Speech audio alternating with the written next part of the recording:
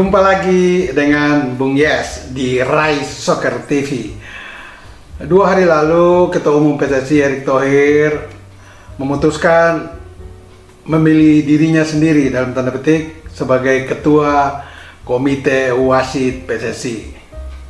Dengan keputusannya ini memang tidak lazim sih, tetapi Erick memutuskan untuk menjadi Ketua Komite Wasit dengan goal, dengan sasaran untuk memperbaiki kinerja wasit secara keseluruhan ke depan.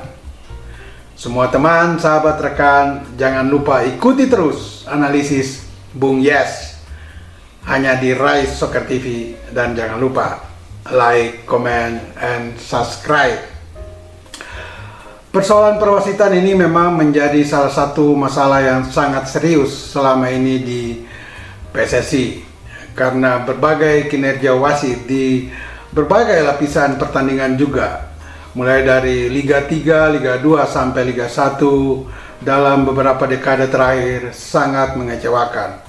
Bahkan di periode terakhir sebelum datangnya Erick Thohir, tepatnya di kepengurusan Muhammad Iryawan, kinerja wasit sangat-sangat tidak memuaskan.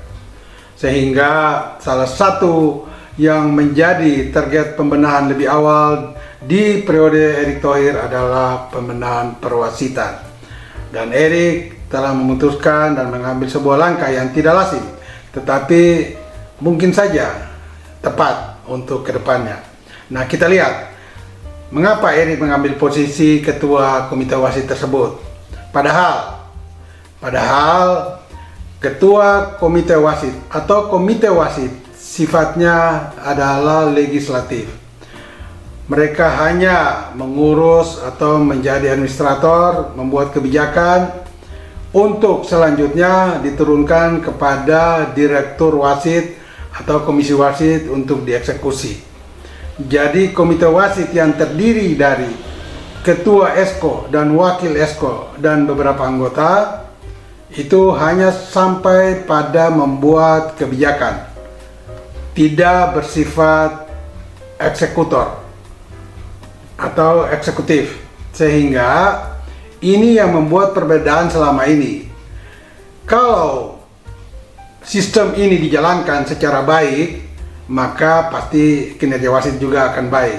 Namun sebelum ini ada intervensi langsung dari komite wasit, yang dimana adalah Esko sendiri turun intervensi sampai ke bawah ke direktur wasit, yang adalah ditunjuk atau diputuskan pada saat-saat terakhir untuk menentukan siapa wasit yang memimpin, dan itu ditandatangani oleh sekjen, bukan komite wasit.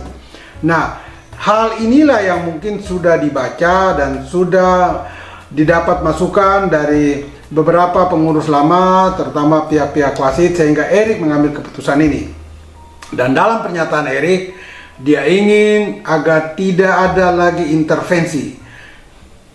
Diksi atau kalimat intervensi di sini atau kata intervensi di sini menunjukkan bahwa memang Erick telah mengetahui bahwa di periode sebelumnya ada intervensi langsung dari oknum-oknum Esko terhadap kinerja wasit.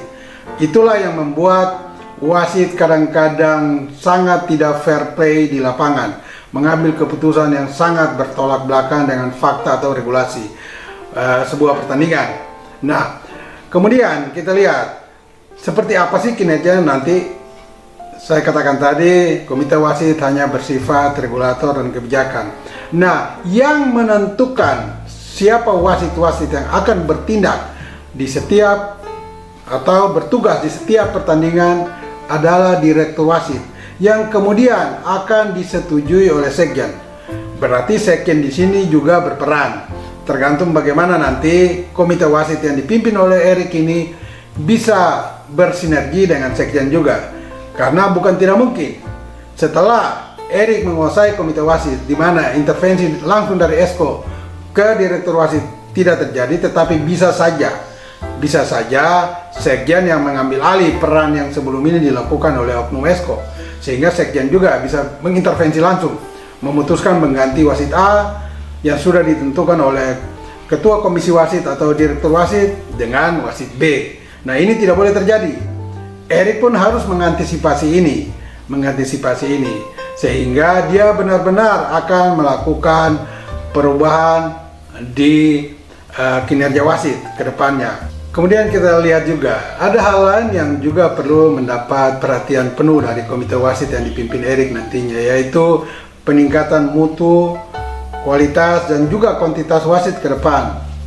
Karena seperti saya katakan sebelum ini di analisis saya sebelumnya, Indonesia mendapat kuota hanya 5 wasit FIFA dan 7 hakim garis bersertifikasi FIFA. Nah, ini harus ditingkatkan.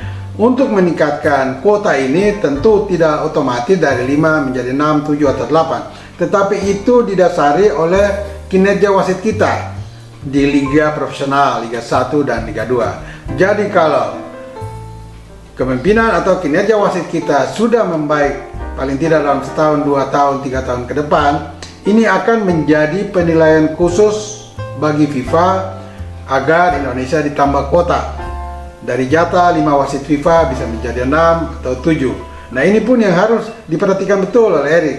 Jadi tidak saja Erik memperhatikan kinerja kepemimpinan wasit di lapangan, tetapi juga edukasi harus diberikan kepada wasit-wasit yang ingin meningkatkan sertifikat mereka dari C3, C2, C1 nasional sampai kepada FIFA. Nah, ini yang perlu diperhatikan betul, sehingga nantinya kita tidak bisa berbicara lagi tentang kinerja wasit yang buruk, padahal mereka sudah mendapat edukasi yang layak dan pantas. Dan kinerja wasit ini harus ditingkatkan terus, tidak hanya di periode Erik nantinya, tetapi kepengurusan mendatang juga harus lebih baik dari yang sekarang sedang disusun dan dibangun oleh Erick Thohir. Sebelumnya di beberapa pertandingan terakhir Liga 1 yang sudah bergulir di periode 2023-2024 ini sudah mulai terlihat beberapa kepemimpinan wasit sudah mulai membaik, dan itu mendapat apresiasi dari berbagai kalangan yang selama ini cukup mengkritisi kinerja wasit. Tetapi dengan melihat beberapa pertandingan yang sudah berjalan baik di Liga 1, itu menunjukkan bahwa wasit-wasit yang ditugaskan saat ini memang sangat kompeten dan kapabel dan berkualitas, dan tidak banyak melakukan kesalahan-kesalahan elementer yang sebelum ini mendapat kritik dari masyarakat sepak bola. Dan kita berharap dengan keputusan Erik mengambil posisi ketua komite wasit memang tidak lazim, tetapi mudah-mudahan keseriusan dan komitmen Erik ini tetap terjaga sampai pada akhir periodenya 2027 mendatang, dan kalau mungkin bisa saja dilanjutkan ke periode berikut. Asal saja Erik memulai dengan langkah yang benar seperti saat ini, sehingga wasit kita akan lebih baik ke depan. Ingat, bola itu bola. Giring terus.